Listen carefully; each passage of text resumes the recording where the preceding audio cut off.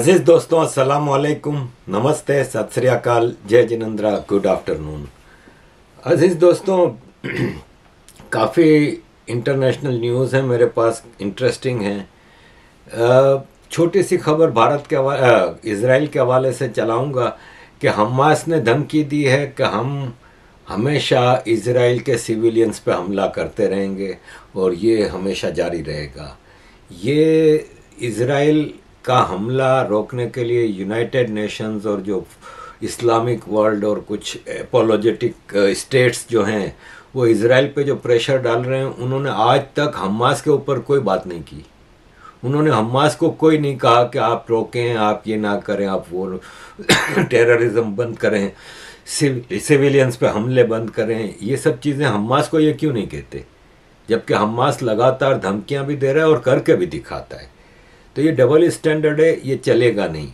Houthi Yemen के जो हैं उन्होंने काफ़ी शिप्स इज़राइल के जो हैं उन पे हमले किए हैं, अमेरिकन शिप्स पे हमले किए हैं, जो पे अभी तक कोई बड़ी तबाही नहीं ला सके और धमकियां भी दे रहे हैं। तो मेजर गौरव आर्या ने बड़ा खूबसूरत एक ट्वीट किया है हूतियों के लिए कि 3,77,000 यमन के लोग मारे गए हैं यमन की जंग में, जिसमें 70% चिल्ड्रन हैं, बच्चे हैं।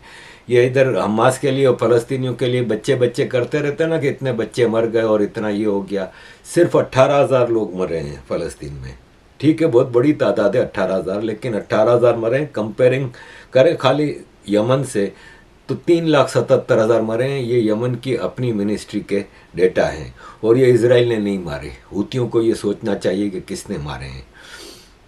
दूसरा ये है कि मार्च 2015 में जब सऊदी अरब और अमेरिका और बाकी सब ने मिल के यमन पे हमला किया था तो 24,000 एयर रेड हुई हैं यमन के ऊपर। ये भी यमन डेटा प्रोजेक्ट की तरफ से फिगर्स आई हैं। यूनाइटेड नेशंस ने एस्टिमेट किया है कि 3,77,000 लोग मारे गए हैं 2021 तक। इसके बाद 2 साल में और मारे गए हैं, जिसमें काफ़ी भूख से मरे हैं। 70% बच्चे थे। दिसंबर 2023 तक armed conflict and location event data set ने एस्टिमेट किया है कि 9,000 से 10,000 हूती फाइटर भी मारे गए। तो ये डबल स्टैंडर्ड जो मुसलमानों का है ना, मुसलमान देशों का, ये हमारी भी समझ में नहीं आता। चाइना इतना जुल्म कर रहा है मुसलमानों पे, कोई नहीं बोल रहा। सीरिया, लीबिया, इराक में इतने मुसलमान मारे गए, कोई नहीं बोलता। अफ़गानिस्तान में 40 साल से मुसलमान मारे जा रहे हैं, किसी को फिक्र नहीं है। फिक्र है तो फ़लस्तीन की है। कश्मीर में कोई नहीं मारा जा रहा तो कश्मीर की बात करेंगे। अजीज़ दोस्तों, मुसलमान देशों का ये हाल है कि जो बाहर जाते हैं ना वो औकात भूल जाते हैं। ये पाकिस्तानी सेनेटर है फारूकी, ऑस्ट्रेलिया की सेनेटर है। ये जब ऑस्ट्रेलिया आई थी तो भूखी नंगी, लेकिन अब ऑस्ट्रेलिया में सेनेटर बन गई है तो ये कहती है कि क्लाइमेट रिपेरेशंस के लिए पाकिस्तान को पैसे दे ऑस्ट्रेलिया। मतलब आप ये देखें कि हिंदू दुनिया के मेरा ख्याल है 8-10 देशों के प्रेसिडेंट प्राइम मिनिस्टर हैं, इंक्लूडिंग यूनाइटेड किंगडम।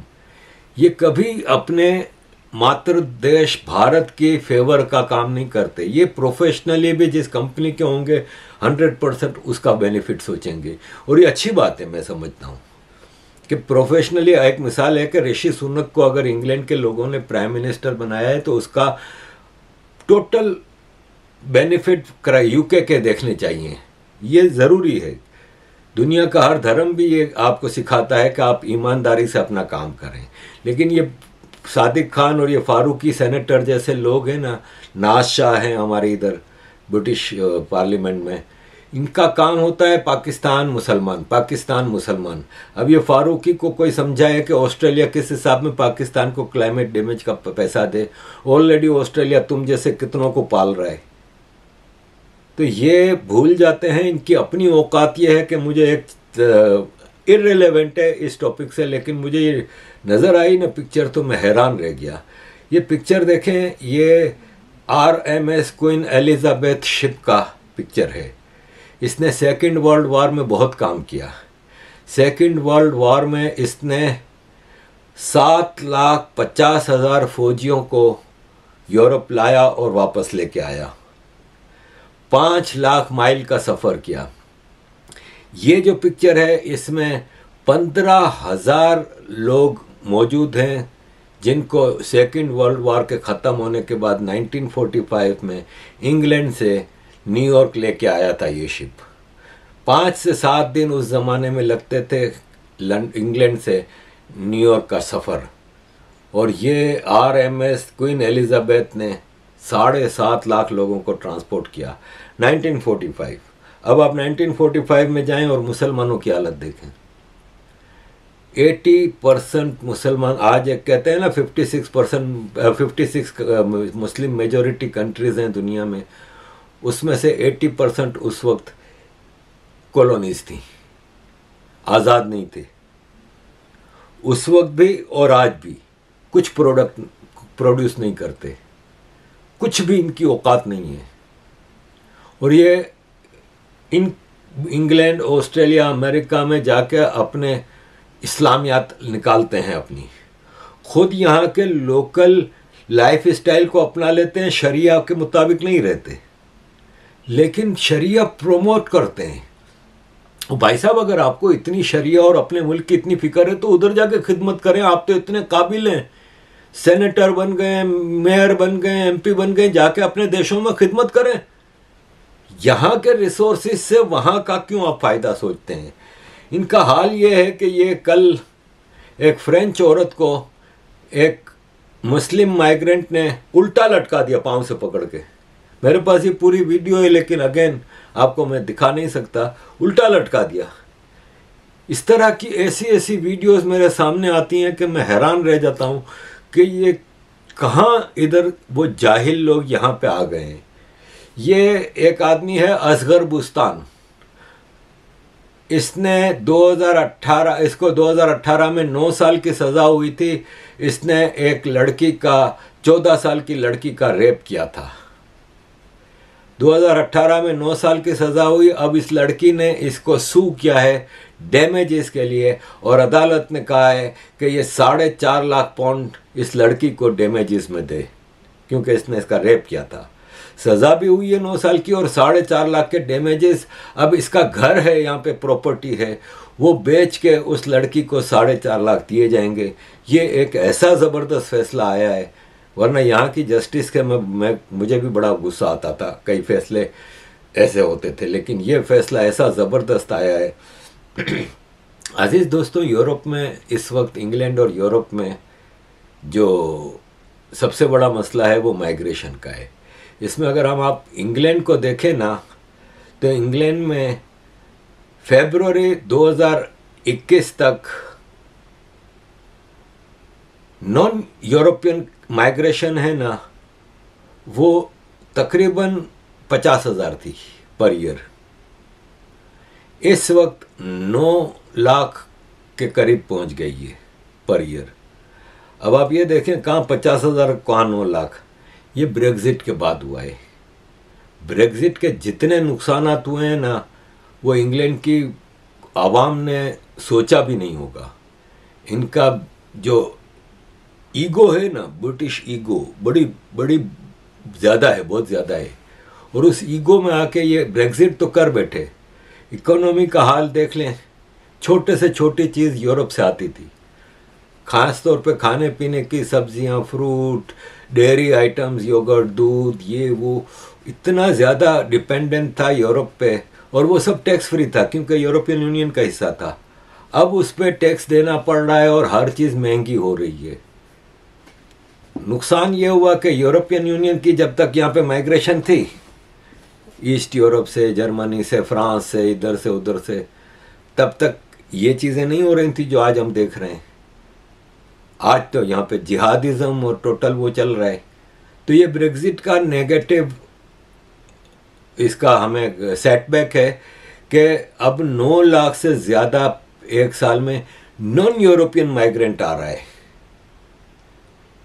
जबकि 50,000 था। और यूरोपियन माइग्रेट है वो 2016 में पीक पे था 3 लाख, अब वो बिल्कुल कम हो के आ गया है 40,000 30,000 पे। तो ये है कि ये इनके अपने करतूत हैं। हमने तो ब्रेग्जिट को सपोर्ट नहीं किया था, उस पर ज़ाहिर लोग ये कह रहे थे कि तुम तो फ्रेंच हो और लंदन में रहते हो इसलिए तुम ब्रेग्जिट को सपोर्ट नहीं करते हो। लेकिन रहता तो लंदन में हूँ, मैं अपने यहाँ पे रहने के फ़ायदे तो देख रहा हूँ ना। फ़ायदा इसी में था कि आप ब्रेग्जिट में रहते, इतना बड़ा यूरोपियन यूनियन आपकी बगल में है, आप उसको छोड़ के आपने फ़ायदा क्या हासिल कर लिया? आपको तो माइग्रेशन, क्राइम और इन्फ्लेशन तीनों चीज़ें टॉप पे चली गई, आप उसको कंट्रोल नहीं कर सके। अगर आपने ब्रेग्जिट करना भी था तो आपकी तैयारी कहाँ है? वो जॉनसन है, वो आया प्राइम मिनिस्टर, इसी बात पे बन गया, इलेक्शन में नारा लगा दिया ब्रेग्जिट का। तैयारी कुछ नहीं थी। अगर आपके पास तैयारी नहीं थी तो आप कुछ नहीं कर सके। आपने सिर्फ प्राइम मिनिस्टर बनने के लाड़े लप्पे चाहिए थे। जॉनसन तो आपको पता है कि मतलब सेलिब्रिटी टाइप का बंदा है, 8 साल लंदन का मेयर रहा मजे से, ठीक है, एज ए मेयर इसने लंदन को बड़ा अच्छा काम किया था। ये तो इसके बाद ये आया है सादिक खान, उसने सत्यानाश करके कर रख दिया लंदन का। तो एज ए मेयर वो सही था, लेकिन फिर वो प्राइम मिनिस्टर बनने के चक्कर में उसने एक ऐसा भोंडा नारा लगा दिया और जल्दबाजी में ब्रेग्जिट कर लिया, ठाक ठाक ठाक साइन कर लिए। हमको बिल्कुल उम्मीद नहीं थी कि इतनी जल्दी वो ब्रेग्जिट कर देगा। रातों रात जल्दबाजी में ब्रेग्जिट किया, जिसका नतीजा आज ये निकला। अजीज दोस्तों, चाइना को 2 बहुत बड़े झटके लगे हैं। इटाली के प्राइम मिनिस्टर ने, जो कि एक्सट्रीम राइट की हैं, उन्होंने चाइना की बेल्ट एंड रोड इनिशिएटिव छोड़ने का ऑफिशियली ऐलान कर दिया। उन्होंने कहा हमें चाइना के बेल्ट एंड रोड इनिशिएटिव में कोई इंटरेस्ट नहीं, हम इसमें बिल्कुल इंटरेस्टेड नहीं है। दूसरा, एक्सट्रीम राइट के लीडर जेवियर मिलेई ने अर्जेंटीना में इलेक्शन जीतने के बाद अब अर्जेंटीना के प्रेसिडेंट का ओथ ले लिया है। He is now officially president of Argentina. और उसने आते ही कहा है कि मैं किसी भी कम्युनिस्ट गवर्नमेंट के साथ काम नहीं करूँगा। और इसने कहा है कि हम अपने चाइना के साथ सारे बिजनेस और सारे किस्म के ताल्लुकात ख़त्म कर देंगे, क्योंकि चाइना एक आज़ाद मुल्क नहीं है, चाइना के लोग गुलाम हैं अपनी कम्युनिस्ट पार्टी के, हम उनके साथ काम नहीं कर सकते। डोनाल्ड ट्रंप की तरह की लैंग्वेज इस्तेमाल करता है और इसने ये जो चीज़ें की हैं वो करके दिखा रहा है जो इलेक्शन में इसने ऐलान किया था। जिस तरह प्राइम मिनिस्टर नरेंद्र मोदी ने भारत में जो जो चीज़ें करने का वादा किया था वो सारी चीज़ें इम्पॉसिबल लगती थीं, लेकिन करके दिखाया और उसका नेगेटिव इम्पैक्ट भी नहीं आया। भारत ने बहुत ज़्यादा तरक्की की। इसी तरह इसने भी अभी जैसे इसका इलेक्शन में वादा था कि मैं कल्चर, इन्वायरमेंट, वीमेन और साइंस एंड टेक्नोलॉजी की मिनिस्ट्रीज ख़त्म कर दूंगा। तो इसने आते ही 18 मिनिस्ट्रियां हैं अर्जेंटीना की, 9 कर दी, 9 को ख़त्म कर दिया। उसने कहा भाई साहब हमारे पास पैसा नहीं है। आपको पता है अर्जेंटीना की इकोनॉमी डिफ़ॉल्ट के करीब है और अर्जेंटीना बहुत ही ज़्यादा IMF के कर्जे में और इधर उधर, क्योंकि वो सरकारें थीं जो लेफ्ट की, आपको पता है लेफ्ट की सरकारें मुफ्तखोरी और ये लोन ले ले के काम चलाती हैं। तो वो इसने आके कहा कि अब हमारे पास पैसे हैं नहीं, हम उधार नहीं लेंगे, हमारे पास आसान हल है कि हम खर्चे कम करेंगे। इसने 18 में से 9 मिनिस्ट्रियां ख़त्म कर दी और उसने कहा कि थोड़ा आपको तकलीफ़ होगी अर्जेंटीना के लोगों, कुछ अरसा तकलीफ़ होगी, लेकिन फिर इसके बाद जो आपकी तरक्की होगी ना वो आपके लिए सॉलिड और सस्टेनेबल ग्रोथ होगी। अजीज़ दोस्तों, यहाँ पे मैं आपके सामने एक प्रेसिडेंट पुतिन ऑफ रशिया का एक अभी उन्होंने एक जगह बात की है, वो आपके सामने रख रहा हूँ। वो ये बात यूक्रेन के लिए कर रहे हैं, लेकिन आप ये बात सुनते हुए पाकिस्तान को अपने जहन में रखें। इन्होंने कहा है कि हमारे डिफेंस प्लांट्स हैं ना वो अब बहुत ही ज़्यादा कॉम्पिटेंटली काम कर रहे हैं और जाहिर है कि ये हमें हमारी इंडस्ट्री गेनिंग मोमेंटम और हम प्रोडक्शन बहुत ज़्यादा बढ़ा रहे हैं और मुझे पता है कि अभी हमारे पास सब कुछ है नहीं, लेकिन हम बहुत ज़्यादा प्रोडक्शन बढ़ा रहे हैं। लेकिन यूक्रेन के पास क्या है? यूक्रेन के तो हथियार भी ख़त्म हो गए हैं, क्योंकि उनकी अपनी कोई फाउंडेशन नहीं, लाइक पाकिस्तान। उनकी अपनी कोई फाउंडेशंस नहीं है। वो कह रहे हैं कि यूक्रेन के पास जब अपनी फाउंडेशन ना हो, किसी भी कंट्री के पास अपनी फाउंडेशन ना हो, अपनी आइडियोलॉजी ना हो, अपनी इंडस्ट्री ना हो, अपना पैसा ना हो, तो फिर वो मुल्क किस तरह चलेगा? इसका मतलब आपके पास अपना तो कुछ है नहीं, तो आप फिर आगे कैसे बढ़ेंगे? तुम्हारा कोई फ्यूचर ही नहीं है। यही हाल पाकिस्तान का है। जो पुतिन ने यूक्रेन के लिए कहा है, यही हाल पाकिस्तान का है। अजीज दोस्तों, बात निकली है पुतिन की, तो मैं आपको ये बता दूं कि रशिया और सऊदी अरब की अभी जो मीटिंग हुई थी प्रिंस मोहम्मद बिन सलमान और व्लादिमीर पुतिन की, उसमें दोनों ओपेक के बहुत बड़े ऑयल एक्सपोर्टर हैं। दोनों ने ये तय किया है कि हम ओपेक की प्रोडक्शन को और कम करेंगे, और उन्होंने दूसरे ओपेक मेंबर से भी कहा है कि आप भी अपनी प्रोडक्शन को कम करें ताकि दुनिया की इकोनॉमी को हम बेटर कर सकें। पुतिन ने, आपको पता है रशिया में जो अभी रिवॉल्यूशन चल रहा था चाड और नाइजर वगैरह में, तो रशिया वहाँ पे काफ़ी रोल अदा कर रहा है। चाइना का रोल है ना, वो अपने फ़ायदे का होता है, और यूरोपियंस तो आपको पता है वहाँ से दौलत लूट के आते हैं। रशिया ने अफ्रीकन्स को ये समझाया है कि आपके अपने रिसोर्सेज आप खुद निकालें। आपने ठेके दे दिए यूरोपियन और चाइनीज़ कंपनी को, सारा माल तो वो ले जाते हैं, आपके पॉलिटिशियन को थोड़ी रिश्वत दे देते हैं और लोन दे देते हैं और भीख दे देते हैं। आपकी पब्लिक तो गरीब के गरीब है। तो पहला प्रोजेक्ट माली में शुरू किया है। अजीज़ दोस्तों, आप गूगल करें कि दुनिया की हिस्ट्री का रिचेस्ट आदमी कौन था, तो ये माली का मूसा था, एक किंग। माली दुनिया में शायद सोने की प्रोडक्शन के हवाले से नंबर 1 पे होगा, लेकिन माली की सारी सोने की कानें फ्रांस वहाँ से सोना निकाल के ले जाता है। और क्योंकि फ्रांस की आर्मी भी माली में मौजूद है, तो कोई पूछने वाला होता नहीं। आर्मी के ट्रकों में भर भर के पोर्ट, और पोर्ट से शिप में फ्रांस, मिलिट्री शिप में, तो कोई पूछने वाला होता नहीं। आप यकीन माने, माली इतना सोना निकालता है, लेकिन माली के फेडरल रिजर्व में 0 है सोना, 0। फ्रांस में एक भी सोने की कान नहीं, हज़ारों टन सोना है फ्रांस के फेडरल रिजर्व में। तो अब रशिया के पुतिन ने माली में एक एग्रीमेंट किया है, और बमाको माली के इलाके में एक गोल्ड रिफाइनरी बनाई गई है, जहाँ से 200 टन सोना एनुअली निकलेगा, और वो माली के पास ही रहेगा। और इसका सारा कंट्रोल, प्रोडक्शन सब माली की होगी, सिर्फ रशिया इनको निकालने में हेल्प कर रहा है। अजीज दोस्तों, पुतिन की ही बात है तो फिर थोड़ा पुतिन ने भी प्राइम मिनिस्टर नरेंद्र मोदी जी के हवाले से कुछ बातें की हैं। नरेंद्र मोदी जी की पुतिन ने हद से ज़्यादा तारीफ़ें की हैं, और कहा है कि मतलब मेरा नरेंद्र मोदी जी के साथ बहुत ज़्यादा बॉन्डेज है, हमारी बहुत कुर्बत है और हम अंडरस्टैंडिंग है। उन्होंने कहा कि आप ये सोच भी नहीं सकते कि आप मोदी को प्रेशराइज कर लेंगे किसी भी चीज़ में। मोदी के जितने एक्शंस, स्टेप्स, डिसीजन होते हैं, वो भारत के नेशनल इंटरेस्ट में होते हैं और भारत के लोगों के फ़ायदे के लिए होते हैं। आप किसी सूरत में मोदी को इन चीज़ों से के अगेंस्ट में प्रेशराइज नहीं कर सकते। वो कह रहे हैं कि मैं देख रहा हूँ कि काफ़ी मोदी को बाहर से मुश्किलात आती हैं, प्रेशर आते हैं, लेकिन मैं आपको ऑनेस्टली बता रहा हूँ कि मुझे भी अक्सर हैरत होती है कि ये आदमी इतना स्ट्रांगली कैसे अपने चीज़ों के ऊपर स्टैंड करता है और सस्टेन करता है प्रेशर को। अजीज़ दोस्तों, यहाँ पे बात निकली है मोदी जी की, और ये जो एक्सटर्नल प्रेशर है, तो देखें इंडिया के ऊपर अमेरिका काफ़ी प्रेशराइज कर रहा है। पहले अपने एक टट्टू जस्टिन ट्रूडो के ज़रिए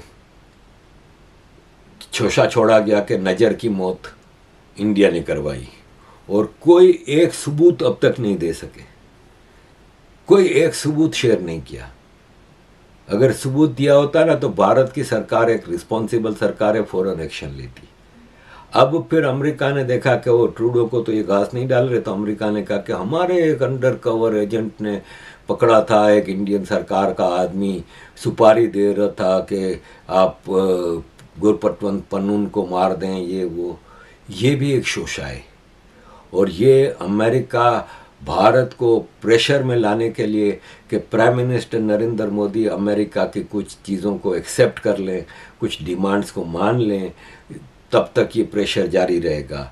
लेकिन इंडिया ने इस प्रेशर में से भी, इस गुब्बारे में से भी हवा निकाल दी है। इंडिया ने कहा ठीक है, आओ प्रूफ दो, बताओ कि कौन सा हमारा सरकारी ऑफिसर इसमें इन्वॉल्व है। अगर किसी एक निखिल गुप्ता को चेक रिपब्लिक में गिरफ्तार कर लेते हैं तो there are millions of Indians living outside, उसमें भारत की सरकार का क्या ताल्लुक है? और ये कौन सा कंफर्म है कि निखिल गुप्ता ने ये किया है या नहीं किया है? ये सब चीज़ें तो आप बोल रहे हो ना, सबूत क्या है? तो अमेरिका भी अभी तक कोई सबूत दे नहीं सका। अब मसला ये है कि अमेरिका इन चीज़ों में तो प्रेशराइज कर रहा है, यूक्रेन वार के हवाले से, पेट्रोल प्रोडक्शन के हवाले से। चाइना, अमेरिका चाहता है बेसिकली ये है कि चाइना को अमेरिका कुछ करना चाह रहा है, क्योंकि चाइना की इतनी ह्यूज इकोनॉमी हो गई है और चाइना का ग्लोबल इन्फ्लुएंस इतना बढ़ गया है कि अमेरिका चाहता है कि चाइना को किसी तौर पे भारत से जंग कर ले। उससे अमेरिका का दो मसले हल होंगे। एक तो भारत का फ्यूचर देख रहा है कि फ्यूचर में ये भारत भी एक अमेरिका के लिए दर्द सर बन जाएगा, इतनी बड़ी माइटी पावर बन जाएगा। तो ये चाह रहा है कि चाइना भारत, तो ये भारत को चाह रहा है कि चाइना से लड़ पड़े, किसी तौर पे चाइना से जंग कर ले। और भारत की सरकार ज़रूरी नहीं समझती इस वक्त भारत चाइना से या पाकिस्तान से या किसी से भी जंग करने का क्यों करे भाई? दूसरों के इंटरेस्ट की चीज़ें हमें क्या करनी है? चाइना से हम अपने मसले, छोटी मोटी चीज़ें बॉर्डर के ऊपर चलती हैं, चाइना की बदमाशी हो जाती है, भारत उसको डिप्लोमेटिकली इकोनॉमिकली टैकल कर रहा है ना। भारत ने इकोनॉमी को डिपेंडेंट जो था चाइना के ऊपर, उसको काफ़ी वो किया ना। ये भी तो पिछली सरकारों की नाअहली थी ना, कि आप ये देखें कि चाइना के साथ भारत का ट्रेड डेफिसिट है ना, वो हद से ज़्यादा ख़राब है।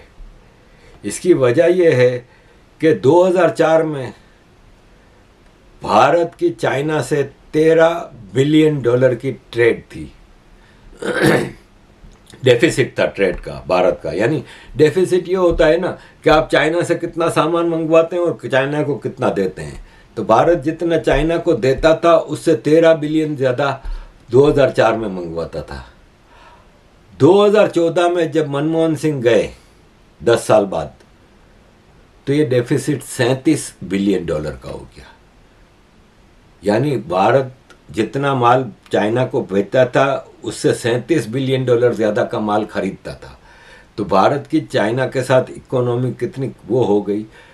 मोदी सरकार के भी ज़ाहिर है फिर एक कंटिन्यूएशन चलता है, लेकिन अब पिछले 3, 4, 5 साल से, ख़ास तौर पे गलवान के बाद से, भारत की सरकार चाइना को इकोनॉमिक झटके भी दे रही है और चाइना को भी समझ में आ गया है कि दिस इज़ डिफरेंट भारत, और इनके साथ में पंगे लेके चाइना को कोई फ़ायदा नहीं होगा। तो जब हमारा भारत का मामला बगैर जंग के सॉल्व हो रहा है तो हम क्यों इन चक्करों में पड़ें?